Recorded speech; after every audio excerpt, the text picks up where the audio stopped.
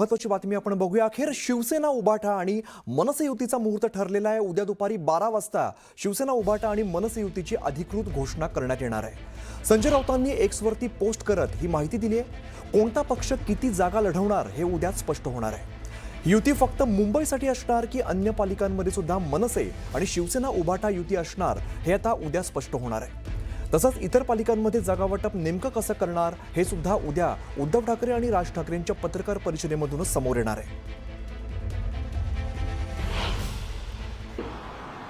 ठाणे, कल्याण डोंबिवली, नवी मुंबई, मीरा भाईंदर, नाशिक आणि पुणे या प्रमुख महानगरपालिकांमध्ये नक्कीच आम्ही एकत्रित लढण्याचा निर्णय घेतलेला आहे आणि त्या संदर्भात स्थानिक पातळीवरती चर्चा दोन्ही बाजूच्या नेत्यांच्या कार्यकर्त्यांच्या जवळजवळ संपलेल्या आहे। मुंबई महापालिकेसहित सर्व महापालिकांमध्ये ह्या दोन्ही पक्षांची युती होण्यासाठी प्रयत्न चाललेले आहेत, चर्चा चालू झालेले आहेत आणि या बहुतेक चर्चा मुंबईसहित बाकीच्या महापालिकांची चर्चा सुद्धा अंतिम टप्प्यात आहे। परंतु मुंबई महानगरपालिकेची युतीच्या संदर्भात उद्याच त्या संदर्भातले माननीय उद्धवसाहेब राजसाहेब एकत्रित येऊन घोषणा करतील, युती जाहीर करतील। मला असं वाटतं बघा कसं आहे, शेवट मुंबईसाठी म्हणून ठाकरे बंधू एकत्र येत आहेत आणि मराठी माणसासाठी ही निवडणूक लढवायची आहे। ही मराठी माणसाच्या अस्तित्वाची लढाई आहे। ही लढाई आम्ही लढणार आहोत। त्याच्यामध्ये जागा हा विषय नाही आहे, पण शेवट त्याच्यावर चर्चा होत असते। मुंबई महानगरपालिकेच्या निवडणुकीच्या दृष्टिकोनातून हे महत्त्वाचं नाही आहे। मामूंची टोळी एकत्र आली त्याने मुंबईच्या महानगरपालिकेच्या निवडणुकीवर काही परिणाम होणार नाही। आताच आपण बघितलं की उबाटाच्या एका नगरसेविकेने भारतीय जनता पक्षामध्ये प्रवेश केला। हे मामूंच्या नादी लागल्यामुळे यांची महाराष्ट्रामध्ये जी दारुण अवस्था झालेली आहे त्याच्यामुळे आता उरले सुरलेले सुद्धा त्यांचा पक्ष सोडून भारतीय जनता पक्षामध्ये हिंदुत्वासाठी प्रवेश करताना आपल्याला दिसत आहेत आणि त्यामुळे मामूंची टोळी एकत्र आल्यामुळे मुंबई महानगरपालिकेच्या निवडणुकीवर कोणताही परिणाम हा होणार नाही। एकत्र येण्याचा काही फरक पडणार नाही। सभा होतील, उद्याच्या पत्रकार परिषदेत 30 वाक्य येतील। मुंबईला महाराष्ट्रापासून तोडणार मराठी माणूस तेव्हा राज्यसभेची खासदारकी द्यायची वेळ येते तेव्हा आठवतो काय ना मराठी माणूस? महानगरपालिकेचा कंत्राट द्यायचं असेल तेव्हा आठवतो काय ना मराठी माणूस?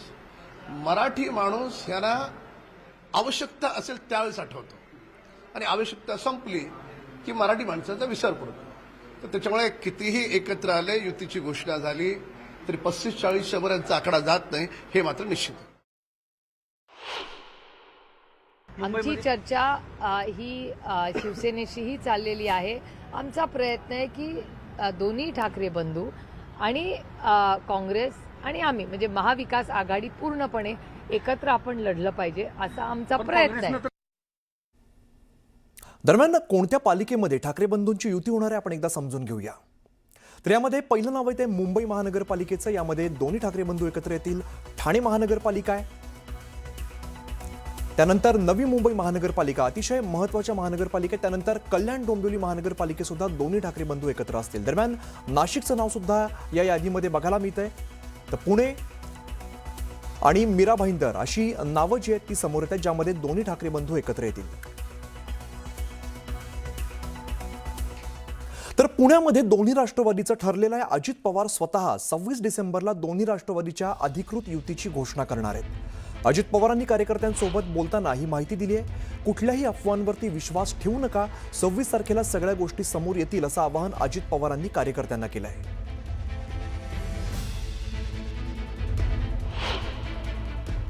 आमची मुंबईमध्ये माननीय उद्धवजींच्या पक्षाची चर्चा चालू आहे। आजही आत्ता राखीताई, मी आणि शशिकांत शिंदेजी त्याच्यासाठी बसणार आहोत। पुण्यामधून अनेक बातम्या तुमच्याही चॅनल्सकडून येत आहेत, चर्चा अनेक ठिकाणी चालल्या आहेत, पण महाविकास आघाडीचा सीट वाटप अंतिम टप्प्यात आहे आणि त्याचबरोबर अजित पवारांकडचे काही लोक, आमच्याकडचे काही लोक, अशा सगळ्यांच्याच अनेक चर्चा चाललेल्या आहेत। शेवटी अनेक वर्ष आम्ही एकत्र काम केलेलं आहे।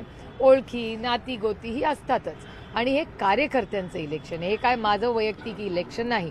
ते जर काही बोलले असतील तर ते विचार करूनच बोलणार ना एक तर, आणि त्याचबरोबर बाकी काय असेल तर माझ्याकडे म्हणजे माझ्याशी कोणीही बोललेलं नाही हे मी तुम्हाला जबाबदारीने सांगू शकते. त्यामुळे त्यांनी काय स्टेटमेंट केलं आहे, कुणाशी काय, ते जर बोलले असतील तर ते एक जबाबदार व्यक्ती आहे, त्याच्यामुळे त्यांनी विचार करूनच ते बोलले असतील. स्पष्ट म्हटलं होतं की मला पवार साहेबांनीच बीजेपीमध्ये जाण्यासाठी आग्रह केला होता आणि जेव्हा 72 आवर्स की 2 दिवसामध्ये त्यांची सत्ता बसली आणि तुटली होती तेव्हा स्पष्ट शब्दामध्ये अजितदादांनी म्हटलं होतं की पवार साहेबांनीच मला पाठवलं होतं आणि ते पाठवल्यानंतर ते सगळं परिवार आहे, कधी ना कधी तर परिवार एक होतेच आणि ते झाले तर चांगलंच आहे. घोषणा साधारण 25-26 तारखेपर्यंत व्हायला पाहिजे. बरं, अध्यक्ष चिन्हाचं काय? तुतारीचे उमेदवार घड्याळावर लढणार आहेत की चिन्ह वेगवेगळी राहतील? काय निर्णय? याबाबत आम्ही आग्रह धरणार नाही तुम्ही घड्याळावर लढलं पाहिजे किंवा तेही म्हणणार नाहीत की आम्ही